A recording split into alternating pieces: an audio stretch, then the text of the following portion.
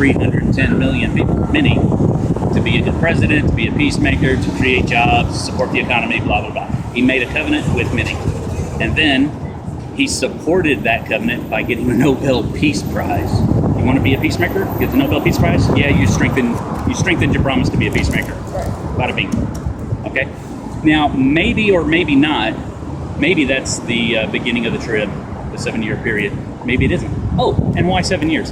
2 presidential terms is 8. Right. Minus the one that already went past from the election of 08 until he got the Nobel Peace Prize in November 09, 1 year.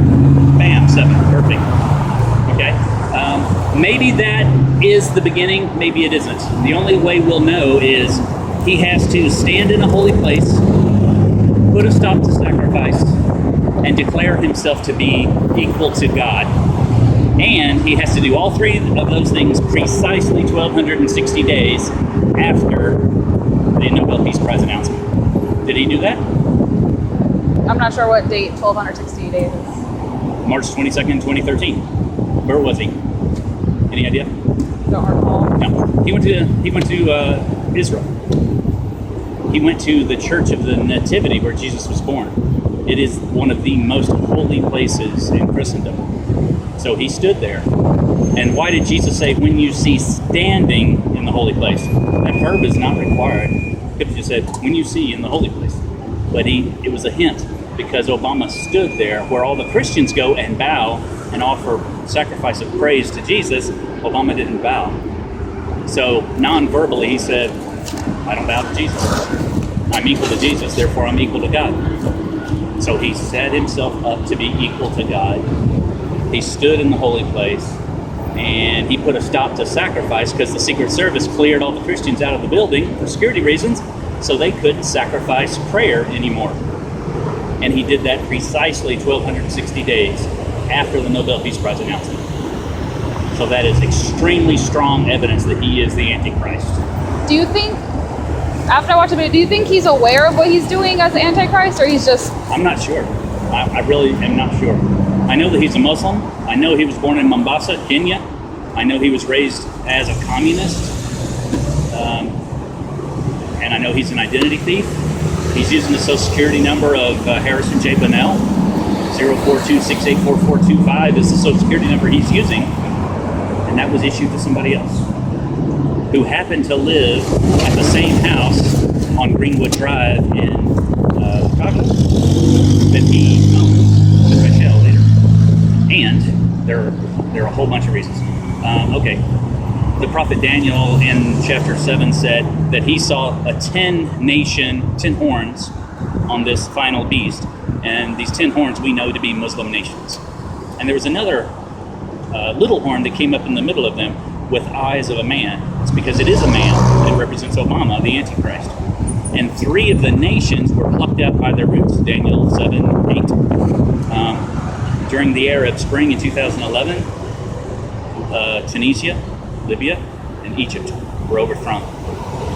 3 nations pulled out by their roots. More fulfillment of prophecy. Okay? Daniel 11:37 says, he will show no regard for the desire of women, meaning he's gay. And yes, Obama is gay. What?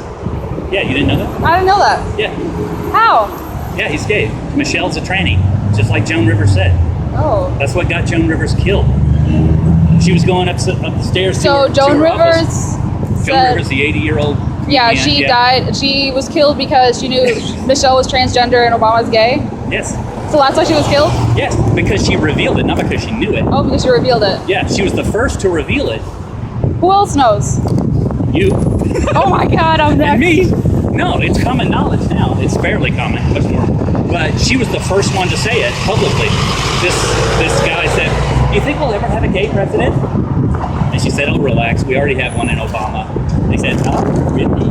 I said, yeah, and Michelle's a tranny. Excuse me? A transgender. That was the conversation while she was going up the stairs. You can watch the video on YouTube. Wow. Yeah. So she revealed it. She got killed. And, oh, by the way, Michael LaVaughn Robinson was the birth name of Michelle. Michael LaVaughn Robinson is the birth name of Michelle Obama? Yeah, Michael, is a pre-op tranny. He's still a guy. Oh. Yeah. But what about, are those his daughters then? Adopted, yeah. Lots of gay couples adopt. Adopt. Yeah. I thought they looked like the parents. They could look like him. You know, he could be a donor easily, but obviously Right. Mike's not giving birth. At the retirement ceremony of Admiral Mullen, the chairman of the Joint Chiefs of Staff, Obama said, Admiral Mullen, Deborah, Michael and I would like to acknowledge your son serving overseas. Excuse me? Michael and I. There's a video on YouTube of him doing that. So he meant to say Michelle instead of Michael. Oh, he meant to say Michael, yeah. He called his wife Michael and didn't correct himself, didn't say, oh, Michelle probably got a typo, that's obviously Michelle. He didn't say any of that. He just... I didn't know that. No, you didn't. I know, I'm a voice crying in the wilderness. None of these people have any clue. There's like literally 1 out of 1,000 people like, yeah, I know, you're right, I saw it. I believe it. Man, I'm going to check out those videos now. And this is absolutely true also. And what's going to happen on September 23rd? This is not, you've heard of the Rapture of the Church or the Left Behind movies? Yeah. Like the Nicolas Cage last year? Yeah. This is not the rapture of the entire church. Not all Christians are going to heaven in 61 days. Okay? These are the best of the best Christians. Because Jesus, this is the bride of Christ. Okay? Jesus deserves to have the very best Christians as the bride. Okay? And do you have a background in the Bible? Do you know it kind of? Not really. Not really? Not very familiar with it. All right, I'll give you some resources, and if you want to record this, you can, so you have it to look up. Okay. But Revelation 21 says that that this earth is going bye-bye. Okay, there's going to be a new earth and a new heavens. All the stars, the whole universe is going away, and there's going to be a new one. Okay, there's a new earth that doesn't have any sea or ocean. Why? Because all that land is required for the billions and billions of people who are going to become Christian. From Adam all the way to next year, October 12th, billions, tens of billions of people have become Christian. And they're all going to be on the new earth. They are not the bride of Christ. The bride of Christ lives in the Golden City, New Jerusalem. It's 1,500 miles by 1,500 miles by 1,500 miles high. The angel told John, the book of Revelation was written by the Apostle John. The angel said, John, come with me, I will show you the bride of Christ, the wife of the Lord. And he showed him the golden city coming down out of heaven, and we, the bride, as of this date, hopefully we are part of this group, will go and live in the golden city.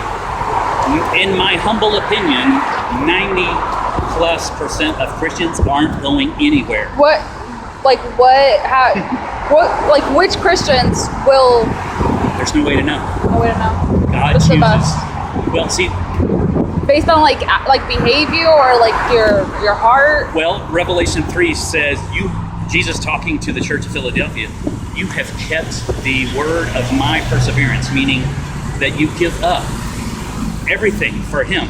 I gave up my wife and have 3 daughters, my career. You see, it's a Mercedes, right?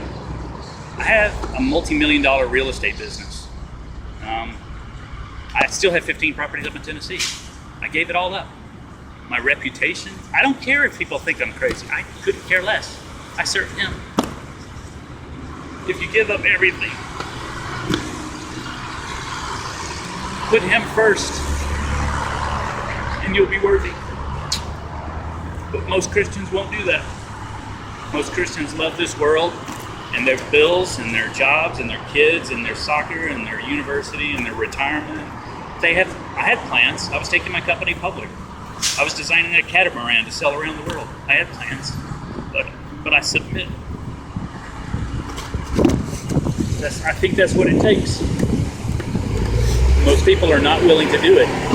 But that's why Jesus said in Matthew 24, 25, somewhere there, he said that those 5 out of the 10 virgins, I don't know if you remember that story, there were 10 virgins who they were going out to meet the bridegroom.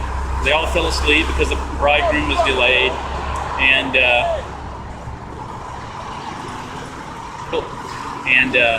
5 of them got left behind because they didn't have enough oil for their lamps. Basically, that means that half of the Christians aren't going to make it. Half the Christians are not the bride because they are not ready. They're not prepared. Okay? And that's also why Jesus reiterated this. Anytime you see the same thing 3 times in the Bible, it's like, wake up. This is gets your attention. He said there will be 2 guys in the field. One will be taken, one will be left. 2 women will be grinding grain. One will be taken, one will be left. Christians are not ready.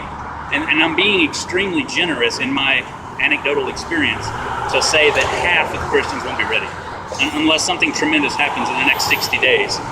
My experience has been that over 90% have no clue, and they don't want a clue. They don't want to know because it's inconvenient. So, and most people, you see how many cars are driving by, and you. Out of 3,000 cars, I was counting how many cars on average go by, and since the hour I've been out here, it's been like 3,000. So you're in the top 0.03% of people.